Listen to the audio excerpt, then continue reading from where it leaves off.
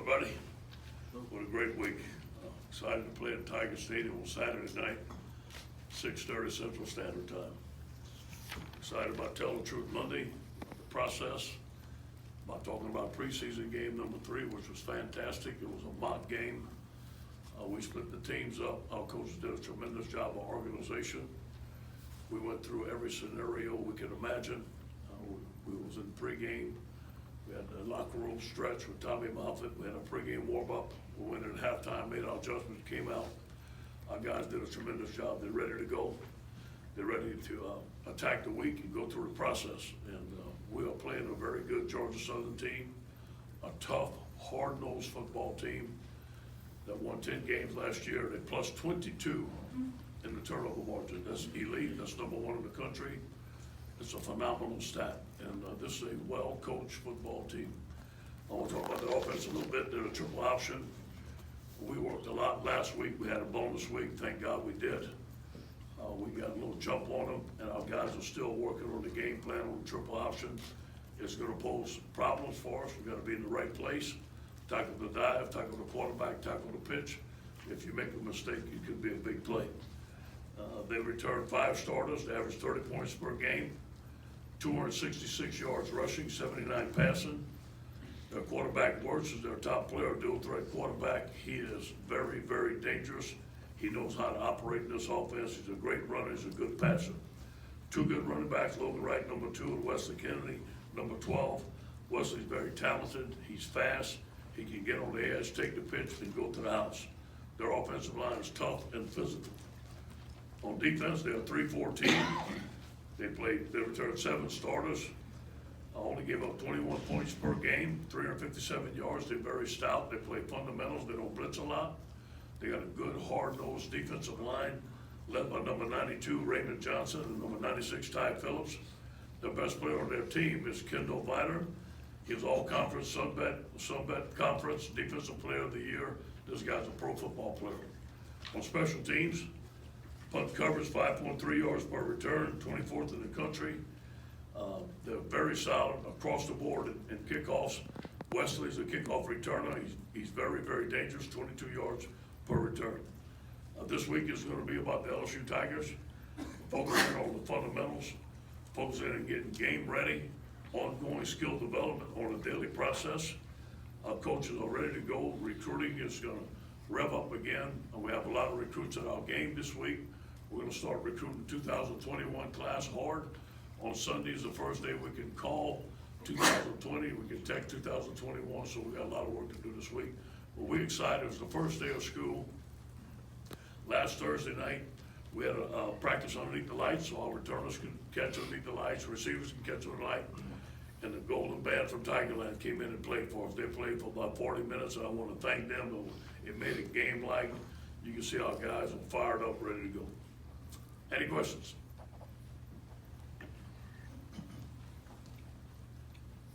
And I guess just what's the kind of unique challenge of facing a triple option team in week 1, and what kind of look has John Trey Kirkland gave you? Yeah.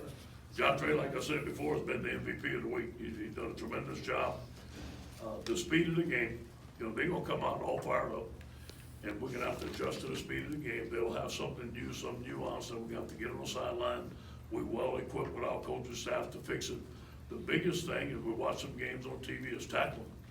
No, we got to tackle. We got to tackle in open space. We got to be in the right place. We got to get hats to the ball, and we got to call some turnovers. These guys don't give up the ball much. To go off that, I guess, how far back does your staff and analysts and whatnot start preparing for how to stop a triple option?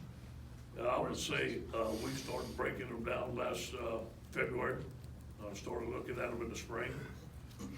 Analysts did a great job in recruiting. In the recruiting period, we had extensive meetings on them. We've had walkthroughs on them, so we've been preparing for them since the spring. And last week you were talking about questions you still had. One of them was tackling, like you were talking there. Where's the team at with that? How do you build for that this week and solve that issue? We work on it. We work on tackling circuit every day. Obviously, you don't tackle every day in practice. We tackle scrimmages. Last scrimmage was only helmets, so got to get in the first game, man. We're going to practice tackling every day this week. Got to get in the first game and see where we're at. Hey, Coach, Can you kind of give a rundown of the offensive line and who you expect to start at each position? Well, Sadiq's gonna start at left tackle. Left guard is gonna be between Chason Hines and Adrian McGee. Center's gonna be Lloyd, right guard's gonna be D-Lou, and right tackle's gonna be Austin. Bedora's a guy that can play guard, he can play tackle. Those guys will be interchangeable. Coach, obviously, goal number one is to win, but just goal number two, how much do you guys want to prove to yourselves that you go out in the field and really execute this offense for the first time? Yeah, our guys are excited about it, and I know that our offense has been working very hard. We're looking forward to putting this spread offense on the field against a good Georgia Southern defense. I want to see our speed. We got a lot of speed. We give the receivers the ball in space, let them make plays. But we want to be 50-50 with the run game. We still want to be physical. We want to control the clock. Be interested to see how we do. I think we'll do very well. With the exception of Kason Thomas, you've had a remarkably injury-free preseason. How much does that reflect your attitude about how much get guys to practice, hold them off? And do you have to sometimes, I know you win every argument, but do you have to sometimes tell them, son, this is not, sit down, we'll use you later? Well, sure. Justin Jefferson, last year, we didn't practice him. He wanted to play. And I want to see those young receivers, Clyde Edwards-Helaire and Leonard Fournette. We didn't play in the last scrimmage. I want to see those young running backs run the football. They kind of understood, but they missed it once we got out there. But you know what? The way our practice is structured, we have a lot of walkthroughs, a lot of times where we're not hitting. Sometimes we are hitting, and we do hit. I think that Jack Berucci does a tremendous job of gauging everything. Tommy measures how hard we're working. We talk about that all the time, and it's a tribute to those guys. You also have had, knock on wood, you read about problems, players getting in trouble everywhere else. None of that's come, you haven't had anything like that this year. How much does that reflect the attitude of this team? I do believe the culture has changed. No, it's not all the way where we want it. In recruiting, we recruit character. We tell our team that character counts. Do the right thing, protect the team, and so far it's been really good. Then, you said that the nose tackle battle is going to be pretty fluid throughout the season, but did Tyler Shelvin kind of officially take that spot, or is it still pretty bad? No, it's still he and Apu are listed right there. He and Apu are both starters for me, and the guy that's coming along is Joe Evans. Joe Evans has proved that he can play for LSU. He's ready to play as a freshman. He can play at nose tackle. He can play at end. We're very pleased with his play so far. Coach, you're right. From the depth chart, I mean, it looks like you've got a chance for about 18 of your 22 starters to be juniors or seniors, and you mix in guys like Stingley and them. How does it translate? What do you see, from a group that is veteran? Confident, leadership. We've thrown a lot at them. Execution, discipline out there, and I expect them to play like that. These guys are rare to go, but they've done it before. They play as a cohesive team right now, but we'll see. The first game is going to tell a lot about your football team. Coach, over here, your impressions of John Emery, 1. 2, you have a lot of tailbacks. How do you keep all those, I don't know if that's the proper term, keep all those guys healthy? Yeah. Or does that stuff sorted out? How do you think that works to kind of figure out what's going to go on back there during the season? First of all, John Emery is everything and more than we thought about in recruiting. He and Ty were the two best backs in the country, in our opinion. They're different. He can make you miss. He has tremendous speed. He has tremendous vision. He needs to get a little bit stronger in the weight room, get more comfortable in the offense. There were a lot of times in practice where he broke outside, we didn't catch him, so he had some explosive runs, very explosive runs. Tommy Robinson has done a good job with our running backs. Clyde Edwards-Helaire is our starter. Leonard Fournette is going to go in there. Chris Curry is going to play, and so are the young guys. So it'll be running back by committee. But as you know, when you play in this schedule, you're going to need all those guys. We tell them all to stay healthy and all to stay positive. And down here, your depth at corner, I mean, you saw that through the camp with Christian out for a little bit. What do you see behind them going into the year and where they're at there? Yeah, we're really, really impressed with Cordell Flott. all of those corners, but I think Cordell Flott has separated himself. That if he would have to start for us right now, we'd feel comfortable putting him in. Jay Ward is a good tackler. He's very strong. Darius has had a couple of injuries, so he's not ready to go right now. But we really like those young guys. We think that those are excellent class. Christian's gonna be ready to go, Derek's gonna be ready to go, and we feel that we're strong in corner. And that linebacker, you mentioned some of the battle through there with Jake Phillips and those guys. What's that looking like? And I remember you were saying that could come down to game day. They are battling, man. It is very close between him and Patrick. And that's gonna be a game time decision. Again, I wanna say this, Devon Clark has had an excellent camp. You're gonna see him a lot. He's gonna play a lot. I expect him to be an excellent LSU linebacker. Right. Playing a triple option team like Georgia Southern, how does it speak to the value of having analysts as part of your staff? And to that end, what role has Dennis Johnson played in that, since obviously he hasn't been able to coach hands-on? You know, it's funny you mentioned that. I was just talking about that this morning.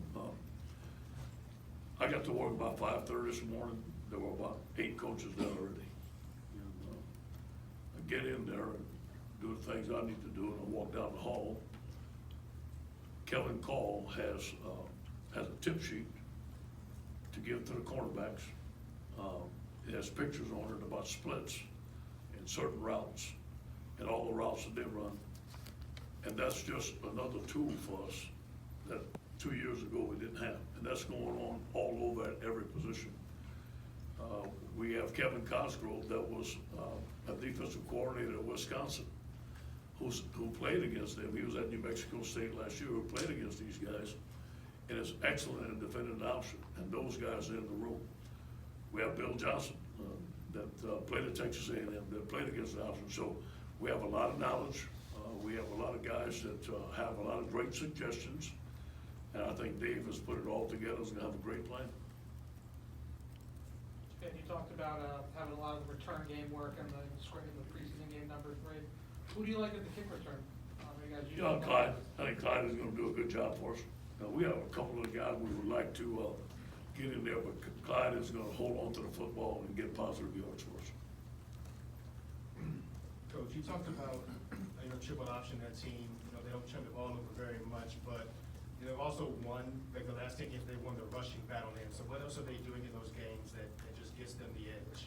Well, they run that wheel route, that rail route, and all of a sudden it's wide open. You get your safeties to pop up, you get another guy in the box, and they see it. They do a great job of calling plays.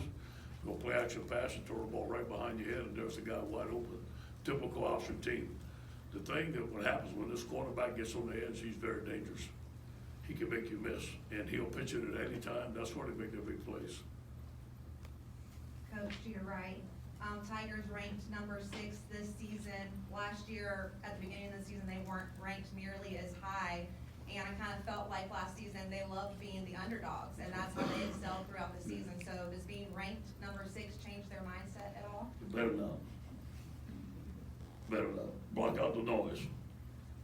Because none of those rankings matter to me till the season's over. That's when you look at it. That has never been mentioned by me in the meeting. It's never been mentioned by any of the coaches. That's just something that's out there that's called noise, in my opinion. We gotta focus in on the task at hand. We gotta be hungry. But I appreciate you complimenting the team last year. They had character, they had grit. And it was an internal motivation for everybody. And we gotta have that same internal motivation to take it to the next step this year. Thank you. You mentioned the nose tackle and linebacker position. What will be the determining factors that decide that? Is it intangibles or is it kind of game plan awareness? I think we look at this week. It'd be easy to name a starter today. I like to have the competition. I like to see how they're gonna practice this week, how they're gonna act. And then on Friday night, I'd like to talk to the coaches, what kind of week they had. So this is gonna motivate those guys to have a great week, to keep competing all week. Then we'll make a decision Friday or Saturday. And one more, you mentioned the excitement about the offense. I think everybody outside of the campus is very excited to see what it looks like. I guess, is this as close to the offense that you talked about in the last couple of years that you guys have been able to be, and are you excited? Yeah, I do believe we have several different tempos. We are strictly spread. This is the first time LSU has been strictly spread. We have the talent to be spread offense. We can go 5 receivers at any time, 4 receivers. We're mainly gonna be out of 11 personnel, 1 tight end, 3 receivers, 1 back. And Coach Ensminger has a tremendous plan. Offensive line has to improve. We're gonna be in 5-man protection a lot, get a lot of people out, throwing out backs the ball on the backfield, and still run the ball. I do believe we're gonna be great because of our quarterback. Our quarterback can handle most situations. I think he's a game changer. Coach, as a staff, do y'all see that Florida-Miami game and see all the penalties, the timeouts being wasted? Mhm. You know, some of the sportsmanlike stuff, and y'all look at some of the game management stuff that can be a problem in the first game and No. coming to focus on that. Yeah, you bring up a good point. Obviously, we watch games with night off. There's a lot of learning that we do. And we teach our guys in a positive way on what we're teaching them. We work on game management a bunch. We call it the winning edge. We've had about 5 or 6 of them. We go through different type of scenarios. Hopefully that doesn't happen to us. We want to be a disciplined football team. We want to tackle well, want to play hard. But we did learn a lot of things in that game. Coach, a lot of the offseason talk at tight end has been about Stephon Sullivan, but how has Thaddeus Moss really taken to the new offense, and how has he performed in it so far?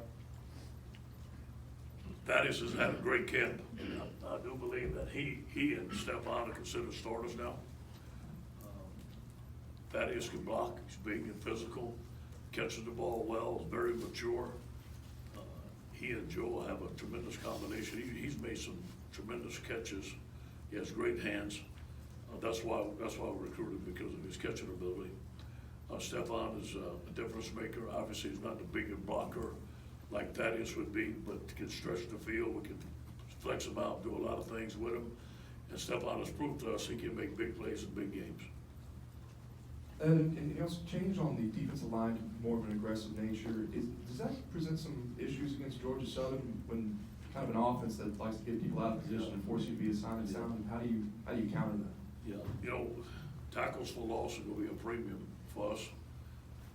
Sacks are gonna be a premium for us, but it's hard to sack them when they don't throw the ball a lot. Now, they do have some play action passes, they throw a football. I do believe in this game plan that we need to play assignment football. Whether it's a tackle for a loss or not is not the premium. It's who got the dive, who got the quarterback, and who got the pitch. And we gotta tackle the guy when we get there. There's gonna be a lot of one-on-one tackles in space that we have to make. That if we don't make it, it would be a big play. Coach, in general terms, can you just talk about that first game for you personally, just the anticipation of seeing what your team's gonna be like, the anticipation of running out of the tunnel for the first time, just all of that for a coach? Yeah, well, it's about them always, you know, I'm excited. I see how hard our staff works, and I see our guys coming together. First game, there's always some questions in your mind, what about this? He talked about it, game management, you wanna make sure everything's clean. I tell our guys, we put 11 men on the field and we fight like tigers, so substitutions is critical, running on and off the field, all dressed together, looking sharp, blocking, tackling, playing hard, playing like tigers. Coach, you obviously, I'm sorry, John. Morning, John. thank you. Coach, you coached in a lot of great places, a lot of great players. How unusual is a Derek Stingley to come in and do what he's done in a short period of time? He's special. He is special and great character. His dad's a coach, great mom. Doesn't say a word. Has tremendous ball skills, has tremendous awareness, wants to be great. Is always working on Saturday and Sunday. Nothing has been too big for him yet. And so I'm sure he's gonna get challenged this year. He will, every quarterback does. But I do believe he has a chance to be a great player. Now, he hasn't done it yet, but he has a chance to do it. Coach, you had a exceptional kicker last year. How do you feel about that position now, and who's gonna be doing the kicking for you? Cade York has had a great camp. He's kicked 2 51-yard field goals in each scrimmage. One scrimmage, he was 8 out of 10. The next one, he was very close to 8 out of 10, 7 out of 9. When the band played, it was a little wet on Thursday night. He missed 2 kicks, which would be a game type situation. We believe in K, but we have to put him under the pressure underneath the lights. But I do believe that he has a stronger leg than our kicker last year. Now, the ball gets up higher. He's very fast with his kicks. I think that this guy has a bigger upside. We need to see him. Hey, Coach, over here. You talked about first game substitutions. What will the tempo of this offense look like? How noticeable will it be, and what kind of tempo does Georgia Southern play? Yeah, our tempo will be fast. We will slow it down if we need to slow it, but we want to go fast, especially in certain situations. There'll be no huddle. I told the guys to get in the huddle, but they don't know what that is anymore. So, Georgia Southern does use some tempo, but more or less they like to get in a line of scrimmage. They like to look what defense you're in, and then call the play. So I don't expect a hurry up from them, but we will be in some hurry up some. But hey, by the way, I saw that commercial about you, man. You was a young guy and everything. That's kind of cool. I like that commercial. That was a good commercial. Yeah, Ed, right here.